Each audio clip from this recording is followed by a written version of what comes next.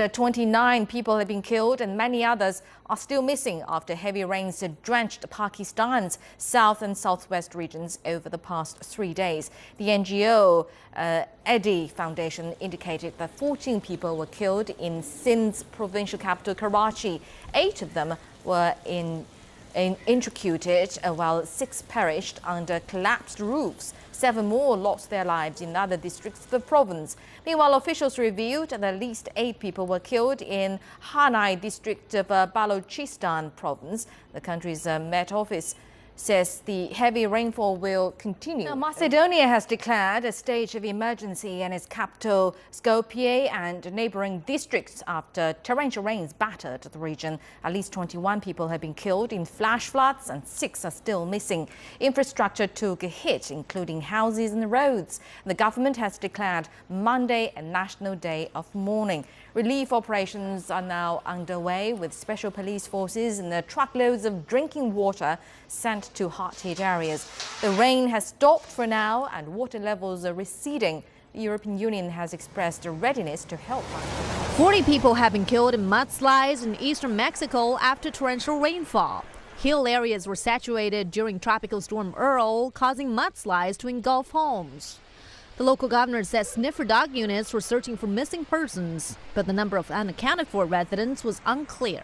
Well, not just any summer temperatures, but extraordinary record-high temperatures heating up the Korean Peninsula these days. Now, Gianna, this record-breaking weather is posing a challenge to various aspects of society. That is right. And the Korea Centers for Disease Control and Prevention said the number of Koreans rushed to hospital emergency rooms nationwide for heat-related illnesses has topped 1,000 this summer, with half of them reported over the last 2 weeks. Wow, 1,000. Now, 10 homes have been evacuated as a more than 1,500-acre blaze continues to grow in the San Bernardino Mountains near Crestline. Good evening. I'm Peter Downs. And I'm Elsa Ramon. Things are tougher for firefighters tonight because they say they no longer have as much aerial support. That fire is burning near Crestline between Silverwood Lake and Lake Arrowhead in the San Bernardino National Forest. KCAL 9's Erica Knocklin is in Summit Valley, where the fire is still burning out of control right now. Erica. Elsa and Peter, the mandatory evacuations are right here in the Summit Valley area east of Cedar Springs Dam, and it is still very windy out here, which is not really helping with these very intense flames that you can see all around us. This is not a heavily populated area, but there are a couple dozen homes that are in the path of this fire. Several homes right here up and down the 173 with those intense flames all around. They're getting closer and closer. Fire crews have been able to call in the night flight helicopter so they can continue to attack this fire into the night hours and the early morning hours. Again, this is 1,500 acres and growing with no containment at this point, and more than 400 firefighters trying to get it under control. Summer for tens of thousands of Palestinians means not enough water for drinking, showering, or irrigating. Water shortages in the field and at home hit Ali and his family hard. Even if I buy on credit at the supermarket, I'm expected to pay within 10 to 15 days. If I don't pay, the shop owner complains to the government and I'll be arrested. So we are limited to essentials. The World Health Organization per capita minimum is 100 liters per day. Palestinians are getting 73. At 7, the ongoing fight against Zika in South Florida. Another round of aerial spraying happening this morning to take on the mosquitoes spreading the virus. The total of locally acquired cases is at 16, all thought to be contracted in the same 1 square mile Wynwood hotspot. CBS 4's Silva Harapetian is live in Wynwood this morning with the very latest. Silva, good morning. Good morning. We're in a corner of 2nd and 25th. Actually, spraying continues by land and air. Take a look at this video. This happened just about an hour ago. We caught Miami-Dade mosquito control spray insecticide on Miami's Zika zone across the 2 square mile area in Wynwood. The spraying continues this morning, targeting mosquitoes that cause the virus, which has been linked to birth defects. Also a concern, tourism right here in Florida, the biggest industry. Visitors spent about $89 billion here last year. Governor Rick Scott's been doing damage control. Now, he says mosquito control crews in Miami-Dade County have been effective, but a travel advisory warning pregnant women not to visit the area remains in effect. Mourning, grief, agony, and fear. These are few words that strikes our minds while looking at the ongoing situation in Indian-controlled Kashmir. Once described as the Venice of the East, that territory is nothing more than what many now describe as the Valley of the Living Dead. Friday witnessed a new wave of anti-India and pro-freedom rallies across the region. After the Friday prayers, we held a peaceful protest against the recent killings, but as soon as we reached the main road, the military fired upon us with whatever they had. They are completely on a killing rampage, I can say. Violence broke out at several places after Indian armed forces intercepted protesters and fired live ammunition, tear gas and pellets at them. More than 400 other protesters were wounded during Friday rallies. Some of them are in critical condition. Rights groups have called for an end to the use of lethal force. At least 7 people have been killed during fresh clashes between police and anti-government protesters in western Ethiopia. The unrest has reached the capital Addis Ababa for the first time. It was caused by opposition groups from the Oromo ethnic group calling for the release of political prisoners. At least 53 people have been killed and a further 50 injured after a bomb exploded among a crowd of mourners at a hospital in the southwestern city of Quetta. The victims had gathered at a hospital following the fatal shooting of a senior local lawyer earlier this morning, on Monday morning. As yet, no one has claimed responsibility for the explosion yet. Police have cordoned off the hospital, restricting access to the site amid fears the death toll may rise. It's the second deadliest bombing in Pakistan. Police are investigating the deadly shooting of a college student who was playing Pokemon Go near a popular tourist attraction. 20-year-old Calvin Riley was playing the game near San Francisco's Fisherman's Wharf. Police are now collecting footage from the surveillance cameras in the area. Authorities say the suspect did not take any of Riley's property or attempt to rob him.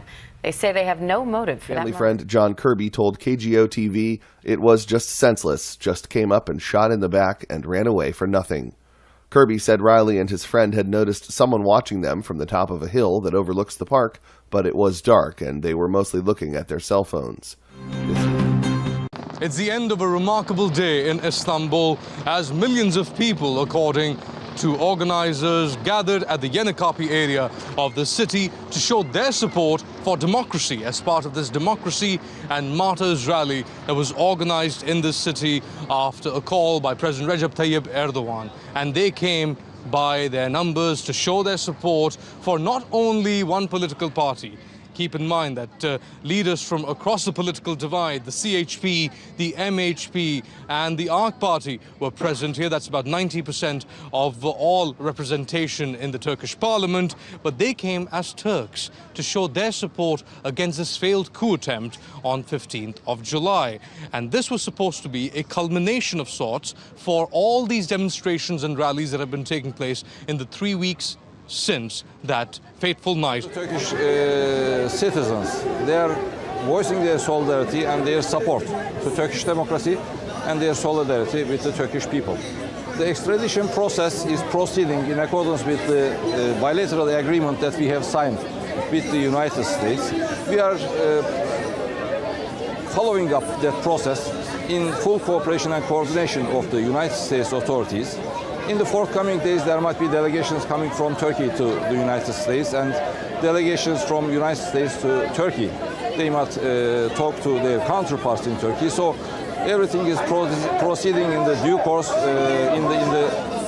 within the scope of the legal framework in that regard. But I hope that at the end of the day, the United States will display the necessary common sense, and that common sense will actually prevail, and that the culprit behind that terrorist attack on Turkey will be extradited. Since sovereignty rests unconditionally with the nation, and since you're asking for the death penalty to be applied, the authority which can approve this sort of decision is Parliament. The step which should be taken after Parliament makes that decision is obvious. If that step is that the decision be issued, I'm telling you that in advance I would issue it. Since sovereignty rests unconditionally with the nation, and since this nation is willing to make this decision, I believe that the political parties will adapt themselves to the decision. Erdogan made the remarks in an address to more than 1 million people who gathered in Istanbul's Yenikapi Square to protest against a mid-July coup attempt Erdogan once again accused U.S.-based opposition figure Fethullah Gulen of masterminding the coup bid. Prime Minister Ben Ali Yildirim also pledged that Gulen will be extradited and face prosecution in Turkey. Meanwhile, Military Chief of Staff Hulusi Akar also said traitors will be punished in the harshest way. The fingerprint payment service comes from Lakewood, a Tokyo startup. Travelers first registered their fingerprint, passport, and credit card information at their hotel. Then, at the store, they can pay simply by resting their finger on a sensor. It's called biometrics authentication, verifying people's identity through their fingerprints, veins, or facial features. The global market is $2 billion a year and growing fast. Japanese companies like Fujitsu and NEC have advanced technology in the field that's used by border control agents and law enforcement. Until recently, they haven't done much consumer business. Now, the fingerprint payment service is spreading to restaurants and the theme park House 10 Boss. It's an alternative to mobile payment systems using smartphones from Apple or Samsung. In Back to the Future 2, people use their thumbs to pay for their cab ride. It may not be long before similar scenes play out in Tokyo in real life.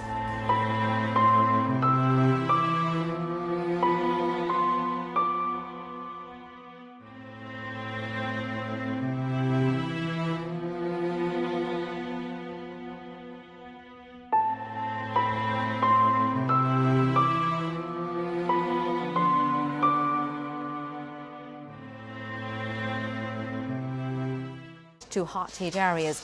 The rain has stopped for now and water levels are receding. The European Union has expressed a readiness to help. 40 people have been killed in mudslides in eastern Mexico after torrential rainfall. Hill areas were saturated during Tropical Storm Earl, causing mudslides to engulf homes. The local governor says sniffer dog units were searching for missing persons, but the number of unaccounted for residents was unclear. At a state of emergency in its capital, Skopje, and neighboring districts after torrential rains battered the region. At least 21 people have been killed in flash floods and 6 are still missing. Infrastructure took a hit, including houses and roads. The government has declared Monday a national day of mourning. Relief operations are now underway with special police forces and the truckloads of drinking water sent.